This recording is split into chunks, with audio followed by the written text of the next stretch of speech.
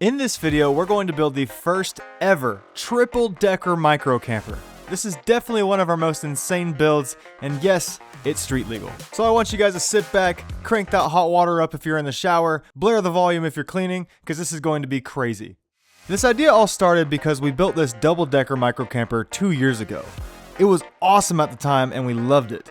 But somehow, some way we messed up and it looks like this now. This is why you shouldn't listen to YouTubers. We have no idea what we're doing. So in its place, we're going to upgrade everything. Starting with this old trailer we got off of Facebook Marketplace. You're good! You're good! And stop! Perfect!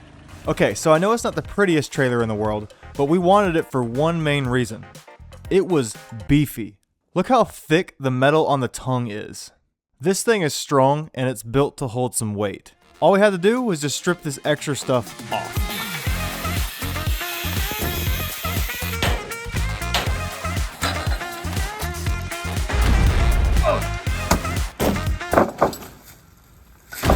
And about 30 minutes later, we took the trailer from this to this.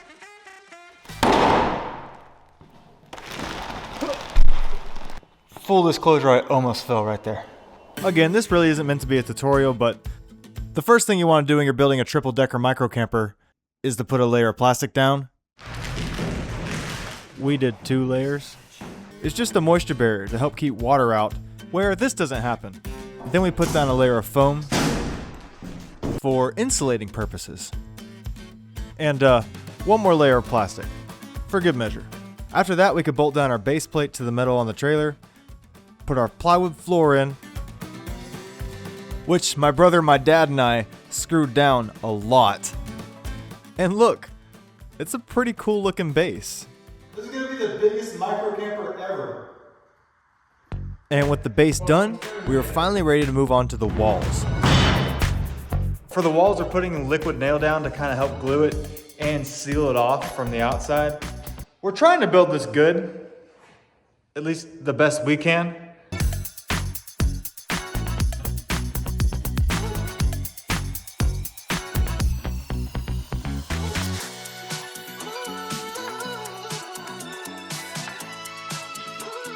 All right, this right up here is gonna be really cool. This is going to be the opening for the ladder that goes all the way up to the top floor.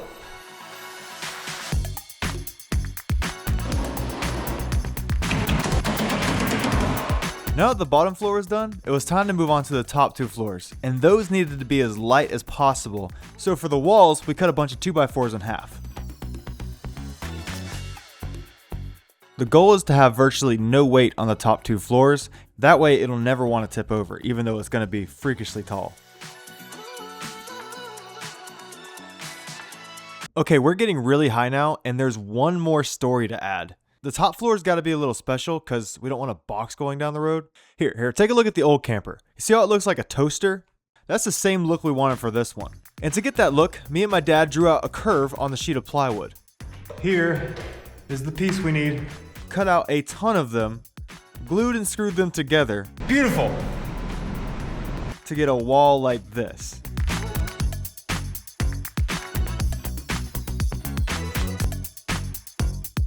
Then me and my brother just built a roof that connected the 2 walls. And the framing was done. And that is the whole frame. Look at it, it's a 13-foot tall toaster.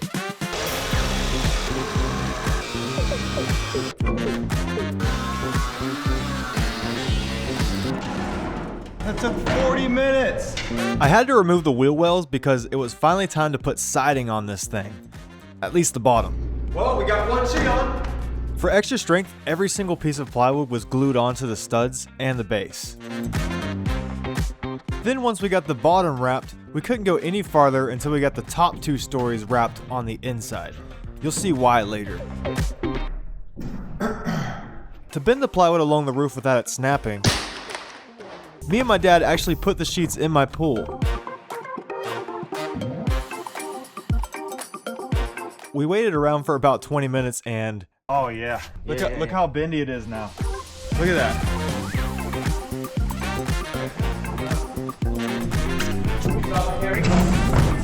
look at that, look at that. Oh my gosh, dude, that's Dude, so it's bending. Good. It's bending.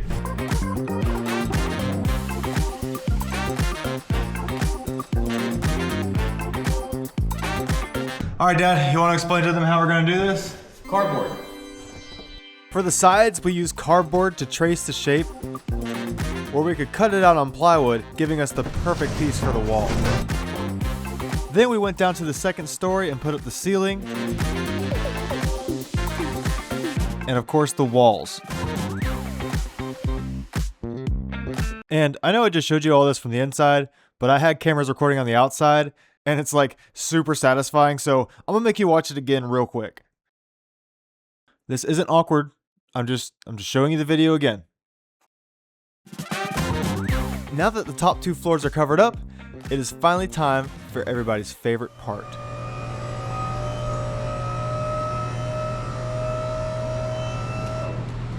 Electric time.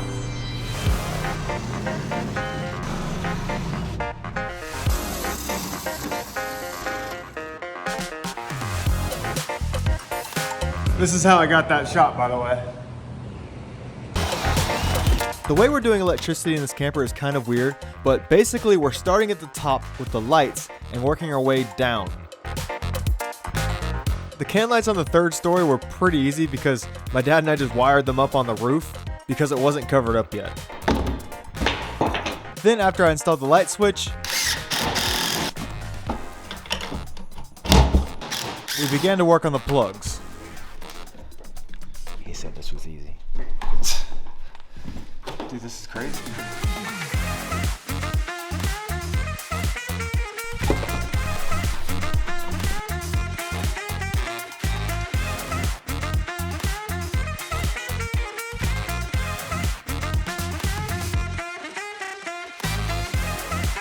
Eventually, we worked our way down to the 2nd story, where Colby started to install the can lights.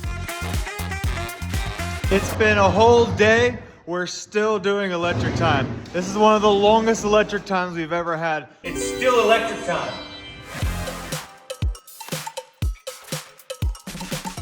Some of you know what this is. Others, this is a plug for the camper. It goes into the wall, and it's gonna power that box we just put in.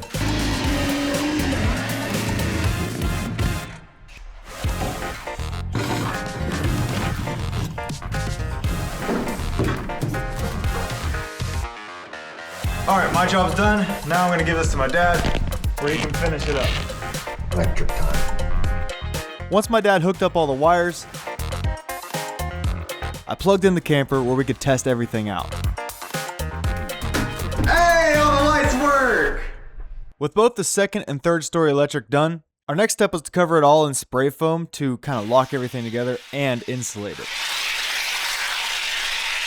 This is definitely one of my favorite parts because it's so satisfying, and with all 3 of us doing it, it only took about an hour. Looks like we had a party, guys. Spray foam party. I took this really nice shot to show you how the spray foam looks, just ignore my head. Then we glued all the wood where we could finally cover this camper up. So yeah, to sum it all up, that last 5 minutes was just a detour where we could just finish siding the camper. I mean, I warned you at the start, the way we're doing this camper is kind of weird. By the way, you can kind of see what the camper would look like as a box. I told you it'd look bad. So we took the router and cut off the corners, which was super satisfying. Cut out the windows, which I actually pre-cut off camera where I could do this with them.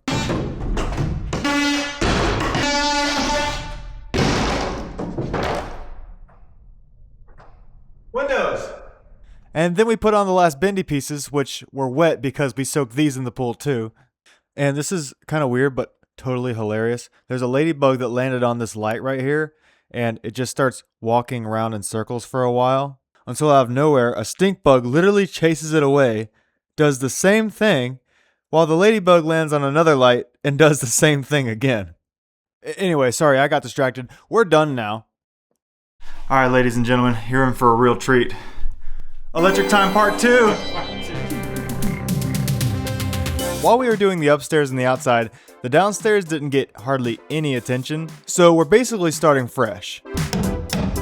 But don't worry, it's gonna be really, really cool in here. You see that small room I'm running wires in? That's gonna be the bathroom. Yeah, I'm serious. We're really going all out with this camper.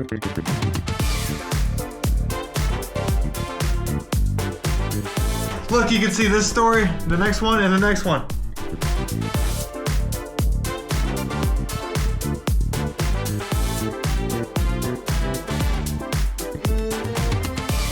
All right, the next thing we're gonna do is run this water heater. It's on demand, and it's the only thing in here that's 240 volts. And we're going to use that pink wire down there. That is not the right wire to use. It probably won't work, and it could start a fire.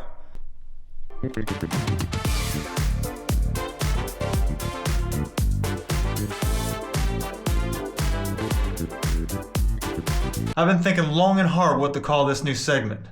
Plumbing time.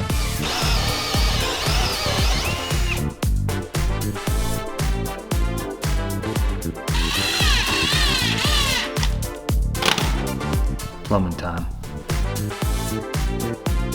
It was kind of crazy to do all this plumbing for a micro camper. The fact that we were making a bathroom was insane.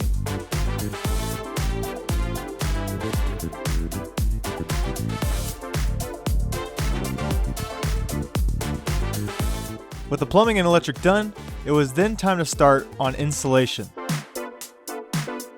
For those of you who don't know, insulation helps keep it cool in the summer and warm in the wintertime. And we could have used spray foam like we did upstairs, but this stuff is a lot cheaper. And for the downstairs, we weren't really concerned about weight. We actually wanted it to be heavy. That way it lowers the center of gravity and makes the entire camper stable.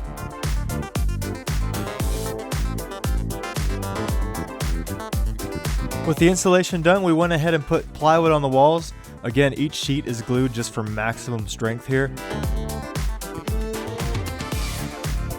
Once the walls are done, look how good it looked in here. Now we just need some cabinets. Last time the #1 comment on the video was thank you, Colby, for building the cabinets. And I really appreciated that. So this time, I'm gonna enjoy building these.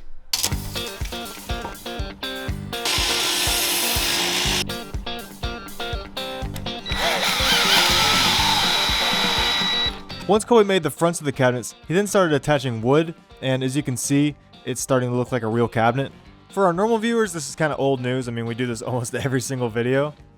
But we save so much money by doing this, and even if we could buy these cabinets, this space is so small that we kind of need custom cabinets.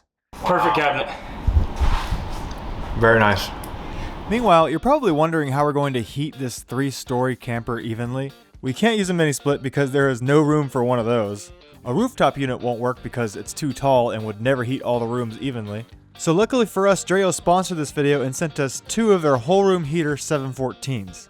Dreo is the same company that sent us stuff for the old abandoned shed last summer, which worked fantastic.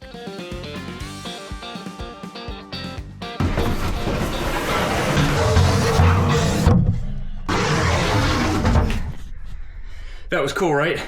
That was worth it. This heater's pretty insane. It has 2-second instant heat, which basically means as soon as you turn it on, it's hot. With the cabinets installed, this micro camper is really starting to look like something. It's honestly insane we can make such a small space this functional. Our next step was to go upstairs and install the bedside tables for the heaters Dreo sent us. With the bedside tables in place, we could then test out the heaters to make sure they work good for the camper. Dreo also sent us a tower heater for the bottom story where we could keep the living area warm as well. With the heaters in the bedrooms and the tower heater downstairs, I wanted to see how hot we could get the inside of the camper. So in this time lapse you can see it's 59 degrees at 20% humidity, and after turning the top 2 heaters on and the tower heater at the bottom, it only takes a couple minutes to get all the way up to 84 degrees. It feels so much nicer in this camper right now, and that's not even with real windows on. You can also set these heaters to the exact temperature you want. So for example, I set it to 77 degrees. Once the room cooled down to 77 and then 75, you can hear the fan click on and start to heat the room up again automatically. Then as you can see in this clip, once the desired temperature is reached, it just stops. This means each room is going to have independent temperature control, which is perfect for camping with multiple people. It also rotates 90 degrees horizontally and 60 vertically, so it's able to circulate the heat throughout the room evenly. It also blows incredibly hard for a heater. Even at the very back of the room, it's moving the toilet paper. Dreo also sent us a very nice humidifier, which is why you saw the humidity level going up with the temperature. Dreo makes really good products, guys. We've been working with them for a while. And right now they're offering 22% off for my audience with the code Chay22. So click the link in the description, guys. Check them out. You're going to love Dreo. By the way, with this camper being almost as tall as a tractor trailer, I know everyone is wondering, including us, how easy is this thing going to tip over? So before we put any more money and time into this camper, we decided to test it to see if it was stable or not. Okay, wheels off the ground. We were kind of worried this was going to tip over. That's why we have the excavator right there to catch it. But to our surprise... Did it move? No. It's not moving? No. Let's jack it up some more. Okay, let's keep going. This camper was extremely stable. We actually maxed out the jack, so we had to reset to get it even higher. Just look at that. Did any of you expect it to be that stable? You still can't tip it? It's not tipping yet. Apparently this is tilted 20 degrees. That's a steep slope. It did move a little bit when we pushed on it this time, but it wasn't going anywhere. For the next test, we backed it onto a slope that wasn't quite as steep as what we just had. And yeah, apparently this thing's pretty stable, which means we can continue working on it. Speaking of stability, the front of the camper is the bathroom, and we're going to strategically make this very heavy to lower the center of gravity even more and give us more tongue weight. So after I installed the shower valve, like a true pro, I then put the walls up, which, unlike the rest of the camper, were made of concrete instead of wood. This was a pretty easy job. It's not like I needed help from my dad or anything.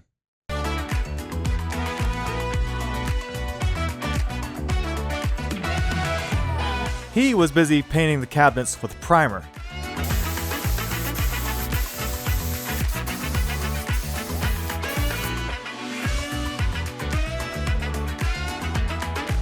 And Colby was busy building doors for the cabinets. That's honestly why he hadn't been in the video very much. He's just been doing this the whole time. Poor guy. He's so good at cabinets, he can't help it.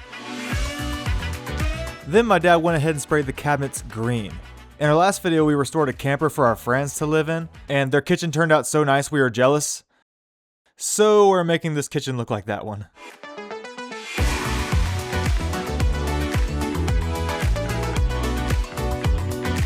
Then the next day, we started waterproofing the bathroom. Good enough, eh?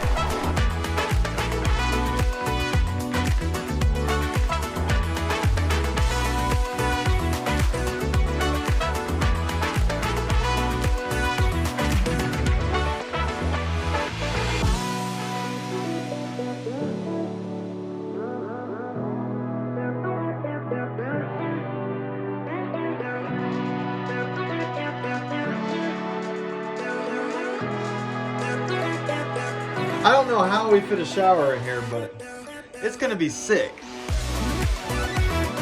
Then I went under the camper to install our holding tanks. This tank right here is going to be the black tank, which is what the toilet drains down into. And I know some of you are going to be happy about this. I'm finally using metal to hang the tanks. I just tacked those pieces onto the trailer frame, welded on crossbars underneath, where I could make sure the tank fit. Then back in the bathroom, I drilled the hole for the toilet, which was pretty stressful because I couldn't mess it up. After sliding the tank back in place, I marked exactly where I needed to drill my hole for later, and went to install the gauges. As the tank fills up, the water lifts this float, and it goes to a gauge, so we'll know when we need to empty it. Installing the gauges isn't too hard, you just gotta be really careful you don't mess up, otherwise the camper's going to stink. Once I had that gauge in, I could then weld in the tank permanently. Can you just turn down my welder just a little bit? Then I just did the same thing for the gray tank, which is what the shower and the sink drain into. Meanwhile, on the inside, my dad painted the entire downstairs.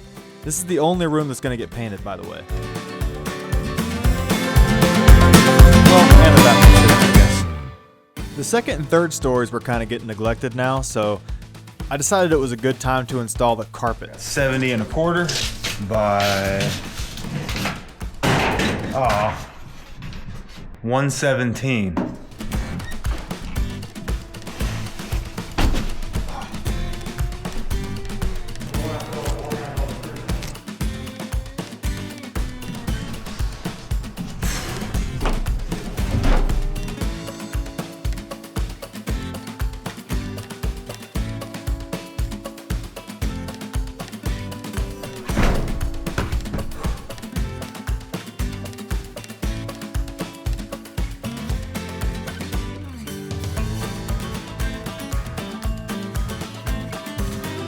And in case you're wondering, yes, Colby is still working on cabinet doors.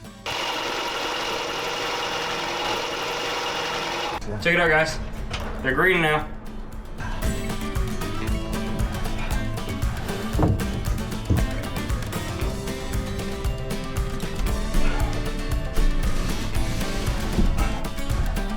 Perfect. Meanwhile, downstairs, I was in charge of staining the countertops. For the stain, we chose Golden Pecan.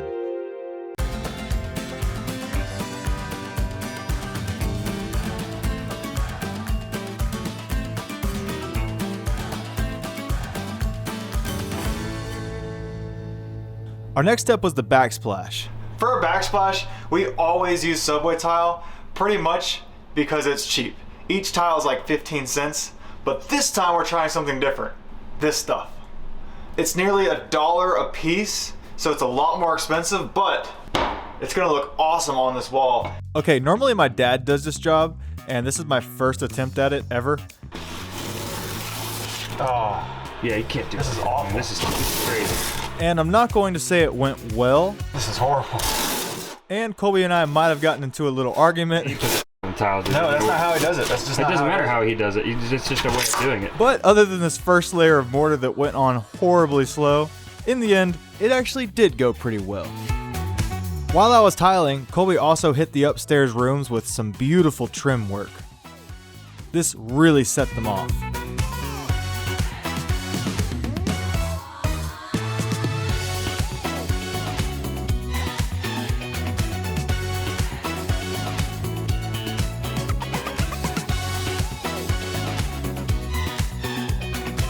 Then we went to go install our ACs.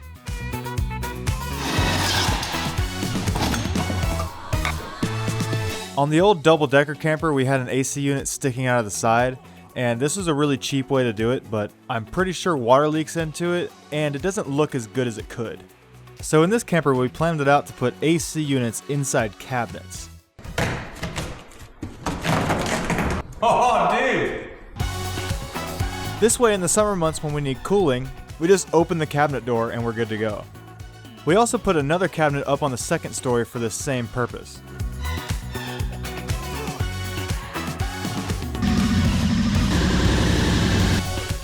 Nice.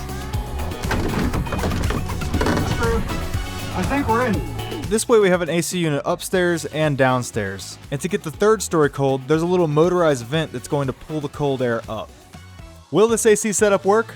I'm not sure, but I think so. I love that it's kind of loud. It sounds like a hotel AC.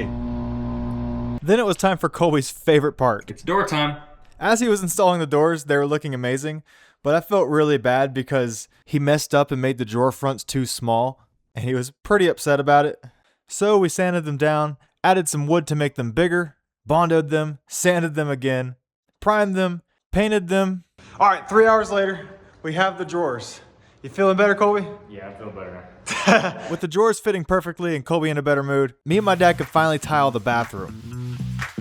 And what I mean by that is I'm tiling the bathroom. For the first time ever, actually. Again, normally my dad does this job, but I wanted to give him a break for this video. He works like way harder than all of us. Well, apparently I'm getting worked out of a job. So Chay is tiling the bathroom. Colby's spraying the door. I guess I'm gonna go sit in the corner. Some of you are probably wondering why we're putting tile in a camper like this. Well, again, we want the very front of it to be heavy. That way we have tongue weight. And the heavier the bottom is as a whole, the more stable the entire camper will be. But just look at this tile. I think it's awesome because it's different than the normal shiny stuff we do. And it kind of reminds me of like a luxury hotel in 2009. For the shower floor, we did this awesome white penny tile with brown in it that matched the walls nearly perfectly. For the floor in the bathroom, we decided to go with one big piece of white tile, which totally wasn't hard to put in or anything. How did you put it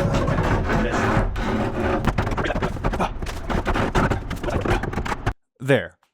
But now I got two holes that lead to nothing, so I have to harness my inner plumber and pipe it. What you're looking at now is me connecting the shower drain to the kitchen sink drain, all back to the gray tank. That takes care of one hole. Now for the stinky one.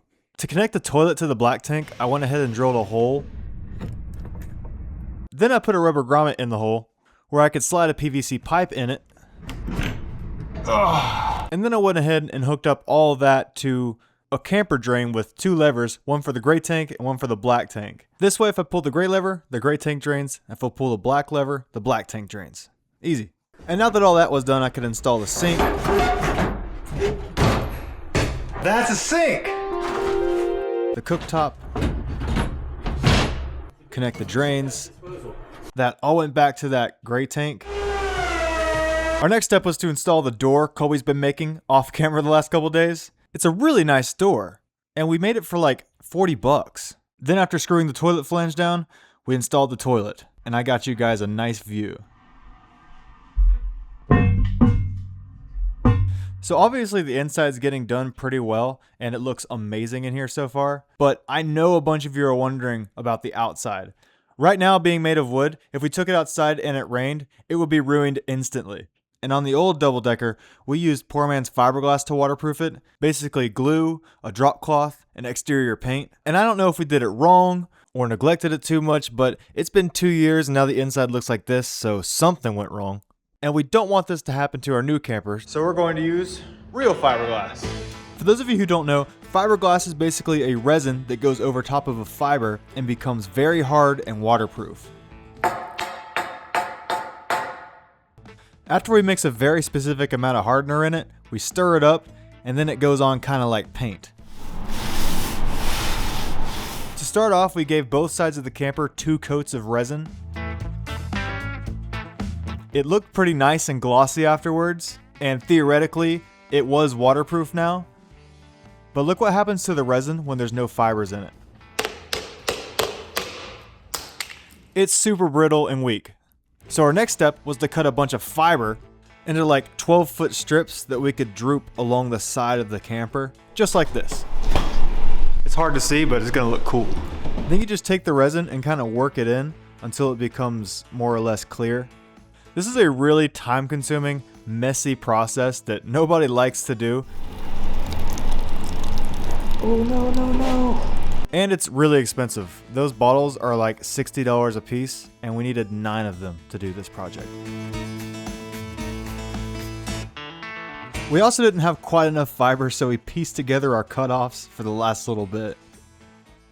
But when we were done, we had a nice thick layer of fiberglass that was super strong, and most importantly, was never going to leak. Only problem? It was hideous. Look good. Looks like a refrigerator with paint on it. We test painted a little section of the fiberglass, and this is how bad it looked. Obviously, we had to get it smoother, but as it turns out, fiberglass doesn't really sand down. Me and my brother were actually really stressed about this. Even in the spot we spent an hour sanding, it looked horrible. That was until we came home to see my dad looking like this. Wow. And apparently our dad sanded the entire camper. While we were gone, he found a blade for the angle grinder that's meant for concrete and used that to sand down some of the fiberglass. This looks like the most uncomfortable job I've ever seen in my life, so thank you, Dad. I swear this dude's a superhuman sometimes. I'm not even gonna lie to you. With the fiberglass way smoother than it was, we can fill in all those scratches and divots with Bondo. This is kind of similar to fiberglass because you mix it up chemically, and then it hardens, but it's easier to sand. While Colby was mixing batch after batch, my dad and I were spreading it on the walls of the camper.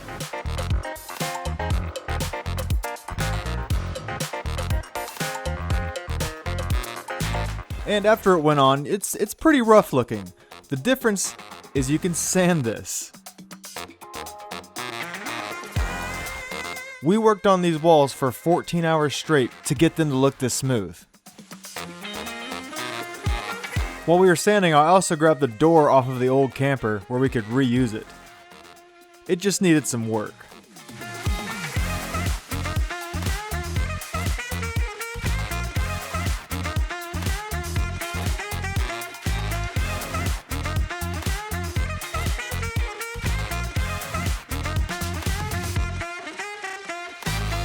Meanwhile, the camper is smooth and ready for paint.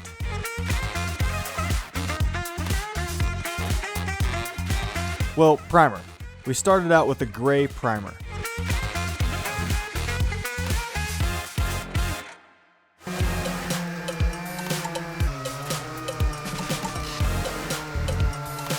Dad, how long do you think we spent sanding in this video? Well, we don't go by hours anymore. We go by weeks. So weeks of sanding. With the camper primered, it was time to paint the finish coat. I mean, you guys are people. You saw the thumbnail and know what color we're painting it, but I can still pretend like you don't know. Life is more fun with surprises. We decided to paint it white, but don't worry, we're not going to leave it a blank canvas. The next day we sanded down the paint where we could get it a little smoother, and then we taped on our design that you've never seen before. We wanted to pay tribute to our old camper that we kind of ruined, and I feel bad. That's why we went with this design. After covering up the parts we wanted to leave white, we went ahead and opened the red paint. Just kidding, it was blue.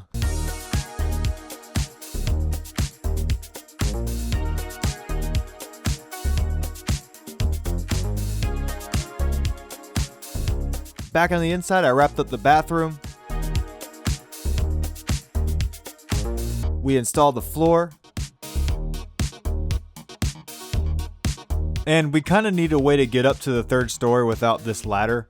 So, earlier in the video, I bought some steel tubing and welded it all together to make an 11-foot ladder to go all the way to the top. I still have no idea how this fit, but somehow we managed to do it. Whoa. Then I fastened it in with lags. I love how it goes all the way up to the top. I know, man. Installed the cover plates. And back on the outside, the paint was done. Hang on. Can you believe the finish we got on this paint? You guys saw how rough these edges were. You saw, right? It almost looks like a car. Oh, and we installed our windows. By the way, if you're extra observant, you probably noticed that we didn't waterproof the roof or the front and back walls. This would be way too much fiberglass. In our last video, we learned that you can go buy a vinyl roof and glue. So that's exactly what we did. Oh, this has got to be 100 pounds. It was not easy spreading this roof out. We had to lay it on like a blanket, perfectly square, where all the lines were straight. No way! Then we folded it back on top of itself where we could start gluing it. You have to glue the wood, then the vinyl, then let them dry. After they're dry, you can press them together. Then you have to repeat the process in like 4-foot sections.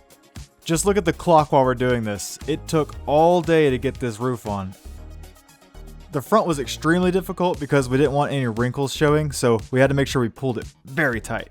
Several hours later, we did get this side pretty good, but not as good as the back. And by the way, look at the clock now. By this time, we kind of perfected our technique where we could get it on with no wrinkles showing at all. We were pretty happy. Now we're going to take a dramatic turn because we're getting the final touches on this camper, and it's sick.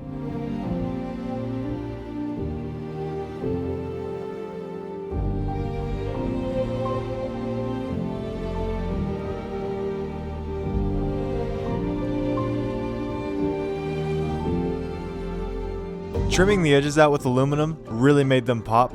And you guys remember that door off our old camper? Well, now it looks like this. Then I replaced those old wheels. That looks better. And aside from a quick wash, this thing was ready to be tested out.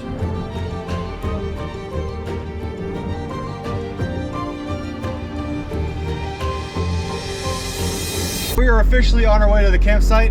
The first place we're gonna stop though is the weigh station because we really need to know how much this weighs. Hopefully we did a good job.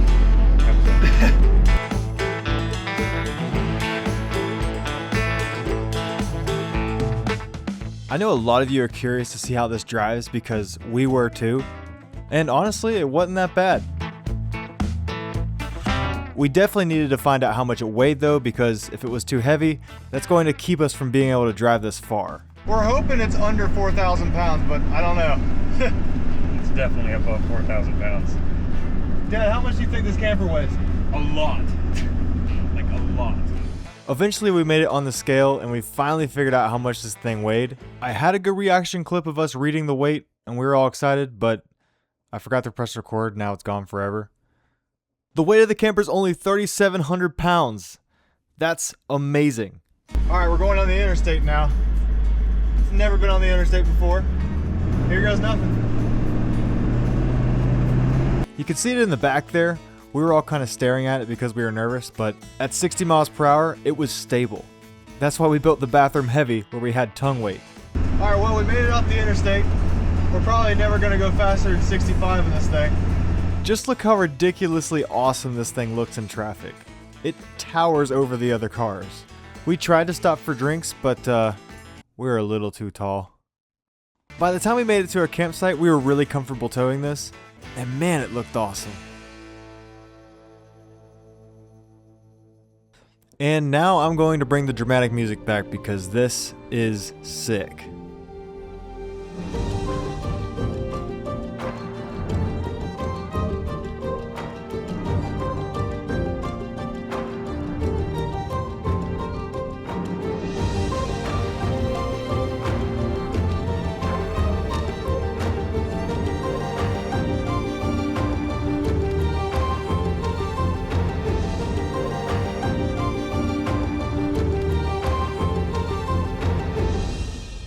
Welcome to the inside of the camper. It's pretty insane in here, and now that we're actually camping, I think this is the best build we've ever done, ever. First off, we got the stovetop. We got 2 burners, tons of cabinet space up here. We got a sink. We managed to fit a full shower in this camper. And we got this cool little curtain rod now, so water won't get everywhere. Not only do we have a toilet, but it's a normal toilet, not a camper toilet. And I want to get another shout out to Dreo because it feels amazing in here right now. These heaters have no problem keeping it warm in here. That's pretty much the downstairs. Now we can go upstairs. So we add TVs to every single one of our builds, but I don't think we've ever added one this functional. This TV right here on the wall, you can pull out, aim that way, aim this way. This is also a full-size bed, so you can very comfortably sleep 2 people in this bed. And we put bedside drawers in this bedroom. And now we're at the 3rd story. This is where my dad's been hiding. So I can't decide if I like this or the 2nd story better. We have the same TV setup. It can move anywhere you want it, but it's a little smaller and it's not as good of a TV. Again, it's another full-size bed. You can easily fit 5, 10 people up here. Obviously you've seen this throughout the video, but we have another drawer up here and our Dreo space heater that is keeping it very warm in here. Not to mention, it's gonna be great in the summertime because it has a fan mode you can use. Well guys, we decided to end our night with some chips, and burgers, and good times. Thank you so much for watching this video, and definitely consider subscribing because we're just going to keep posting them. We're going to keep posting them. We're going to keep on posting and posting until you subscribe, and then we're going to post some more. All done.